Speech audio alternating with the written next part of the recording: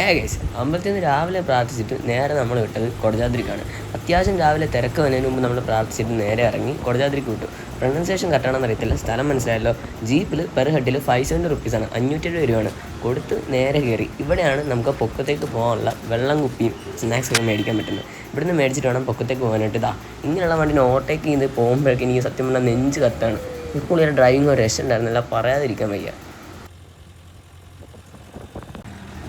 ഇവിടെ നിന്നാണ് നമ്മുടെ കൊടജാദ്രിയിലോട്ടുള്ള മെയിൻ ജീപ്പ് ട്രക്കിംഗ് സ്റ്റാർട്ട് ചെയ്യുന്നത്. എൻ്റെ ചെങ്ങായിയെ പറയാതിരിക്കാൻ വയ്യ. ഈ ജീപ്പ് ട്രക്കിംഗ് കഴിഞ്ഞപ്പോഴത്തേക്കും എൻ്റെ നടുവും കൈയും കാലൊക്കെ മൊത്തത്തിൽ പെയിനായിരുന്നു. കംപ്ലീറ്റ് പൊക്കത്തേക്ക് നടക്കാൻ പറ്റാത്ത അവസ്ഥയായി. കാരണം അത്രയ്ക്ക് നിങ്ങൾ എൻജോയ് ചെയ്യേണ്ടതാണ്. ഞാൻ ഫസ്റ്റ് ടൈമാണ് ഇത് വരുന്നത്. ഇത് എൻജോയ് ചെയ്യാനുണ്ട്, കുറച്ചൊക്കെ റിസ്ക്കും പെയിനും ഒക്കെ ഉണ്ടാവും നിങ്ങൾക്ക് ഇത് കഴിയുമ്പോഴത്തേക്കും. ബട്ട് എൻജോയ് ചെയ്യാം മാക്സിമം.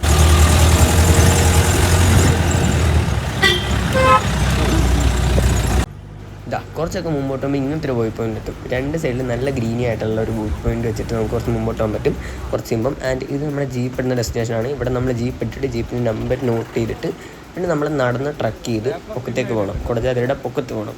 അപ്പം എനിക്ക് നടന്ന് ട്രക്ക് ചെയ്യുമ്പം ഉള്ളൊരു എക്സ്പീരിയൻസ് ഞാൻ പറഞ്ഞുതരാം. നല്ല വെള്ളം കയറിയെടുത്തുള്ളൂ. ഒരു 4-5 കുപ്പി വെള്ളമൊക്കെ എടുക്കുകയാണെന്നുണ്ടെങ്കിൽ അത്രത്തോളം നല്ലതാണ്. കാരണം പോയി എക്സ്പീരിയൻസ് പറയാണ്. വെള്ളം ശരിക്കും വേണ്ടി വരും, വെള്ളം തീരും. ORS ഒക്കെ മേടിച്ചിട്ട് അല്ലെങ്കിൽ ഇലക്ട്രോണിക്സിൻ്റെ ടാബ്ലറ്റൊക്കെ മേടിച്ചിട്ട് നിങ്ങൾ നല്ലോണം വെള്ളത്തിലൊക്കെ കലക്കി കൊണ്ടാണെന്നുണ്ടെങ്കിൽ എൻ്റെ എനർജിയൊക്കെ ആയിരിക്കും. ഇങ്ങനെയായിരിക്കും നമ്മുടെ സ്റ്റാർട്ടിങ് ഡെസ്റ്റിനേഷൻ പോയിൻ്റ് എന്ന് പറയുന്നത്. ഇവിടെ നിന്നായിരിക്കണം നമ്മൾ പൊക്കത്തേക്ക് നമ്മൾ ട്രക്ക് ചെയ്ത് പോകേണ്ടത്. ഓക്കെ, ഇങ്ങനെയുള്ള വഴികളൊക്കെ ആയിരിക്കും. ഇതൊക്കെയാണ് വഴി. അതാണ് ഞാൻ പറഞ്ഞത്. ഒരു 2 കിലോമീറ്റേഴ്സ് 2.5 കിലോമീറ്റേഴ്സ് ട്രക്ക് ഉള്ളെങ്കിലും ആ ഉള്ളത് അത്യാവശ്യം നല്ല പണിയുള്ള ഒരു ടൈപ്പാണ്.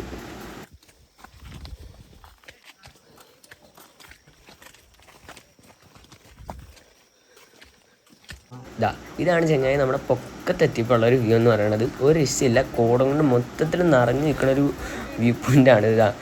ഇതൊരു കാണുമ്പോൾ നിങ്ങൾക്ക് മനസ്സിലാവും. നമ്മൾ ഇനിയും നടക്കാനുണ്ട് നമുക്ക്. ബട്ട് ഇവിടെയായിരിക്കും നമ്മളൊരു വ്യൂ എന്ന രീതിയിൽ എത്തുന്നത്. ചിലവർ ഇവിടം വരെ വന്നിട്ട് തിരിച്ചു പോകുന്നവരുണ്ട്. ആ കോടയൊക്കെ നിങ്ങൾ നോക്കാം, ഉള്ളിലോട്ടുള്ള ഒന്നും കാണാൻ പറ്റില്ല. അങ്ങോട്ട് നടക്കുമ്പോൾ നിങ്ങൾക്ക് കാണാൻ പറ്റും. ചില ടൈമിൽ കോടയൊക്കെ മാറിപ്പോകും വിൻഡടിക്കുമ്പോഴത്തേക്കും. ഇനിയും നമുക്ക് പൊക്കത്തോട്ട് പോകാനുണ്ട്. ചിലവരൊക്കെ ഇവിടെ വെച്ച് ഡ്രോപ്പ് ചെയ്ത് തിരിച്ചു പോകാറുണ്ട്, ചിലർ പൊക്കത്തേക്ക് പോകാറുണ്ട് ഇനിയും. സോ ബാക്കി ട്രക്കിങ് ജസ്റ്റ് നിങ്ങൾ കണ്ടോക്കുക. ഇത് നമ്മൾ നേരെ പൊക്കത്തേക്ക് പോവുകയാണ്. സൂക്ഷിച്ചും കണ്ടൊക്കെ ഇറങ്ങുക, തെന്നി വേണ്ടിയിട്ടുള്ള നല്ല രസമായിരിക്കും. കുറച്ച് കഴിയുമ്പോൾ ഇങ്ങനത്തെ ചില പാത്ത് വരും.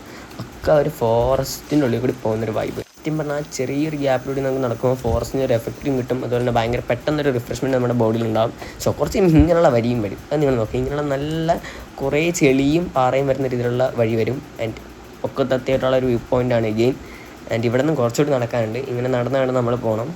ആൻഡ് കുറച്ച് കഴിഞ്ഞപ്പോഴാണ് ആ പണി എനിക്ക് കിട്ടിയത്. എൻ്റെ ഫോണിൻ്റെ ചാർജ് തീർന്നു. പൊക്കത്തിലുള്ള കുറച്ച് ഫോട്ടോസ് ഞാൻ കൊടുക്കാം. Bye guys.